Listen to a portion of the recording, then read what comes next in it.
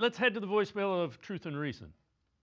I hope that there's serious talks and considerations to make Tommy Rees our permanent offensive coordinator, just because I think him modernizing this offense will be better than Kevin can be CEO, because I think that's where his attention needs to be most.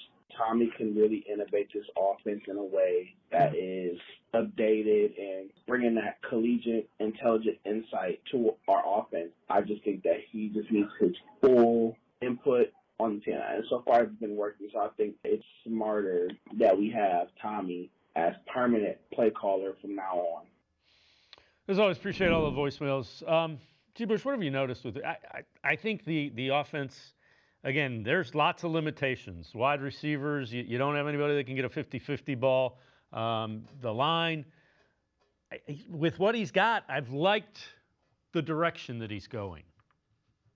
That's part of my this is part of my excitement of watching this game this week, is because when you get a play caller and a quarterback, right? The thing is, yes, the Cleveland Browns have limitations. They don't have guys on the outside. Their offensive line is what it is. But here's the thing: when you see a young play caller like a Shanahan, when Shanahan was here, I remember a game when they had Brian Hoyer, and they were able to come back from I don't know how many points it was against the Tennessee Titans, right? When they had guys who, Terrence West, Isaiah Crowell, guys that weren't really top-notch guys on the outside. They didn't have anybody, right? They had Taylor Gabriel, I think, was one of the guys they had out there, and Hawkins, and they didn't have nobody, no big-time receivers, but you saw glimpses, right? When you saw a young Sean McVay, you was like, oh, okay, this dude got a little something. Yep. Now you're going to see Tommy Rees, if you get an opportunity, and I think Shedeur Sanders has an arm. He has a pro level skill set. Now it's to pair these guys. 3 games in for Tommy Rees. This is a second quarterback that he's game planning around. You got Shedeur Sanders' first full week of practice and first full game plan put in for him. If you got the roots of something, the thing about football is you're going to see it. Like, you'll see the evident nature of whether you got something or not.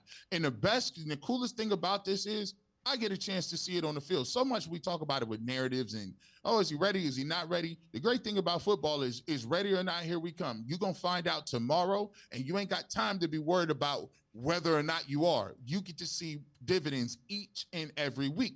So I want to see what Tommy Rees does to cook up something for Shedeur Sanders. I want to see what Shedeur Sanders does and how well he takes to a game plan. Because being a quarterback is not about destroying and burning up the playbook and throwing for 400 yards. A coordinator is not about trick plays. It's about sustainability week to week. What did you guys see on film? What was your game plan? And did you exploit that and be able to win those matchups? And then the best thing about it is, if you won it this week, good luck. We'll shake your hand. But there's another new challenge next week. That is what the NFL is about. That's what finding playmakers and coordinators and your team is about. And the Cleveland Browns have not done that and sustained that since '99. Other teams, the Ravens and the Steelers and those guys, the Chiefs, they've done that.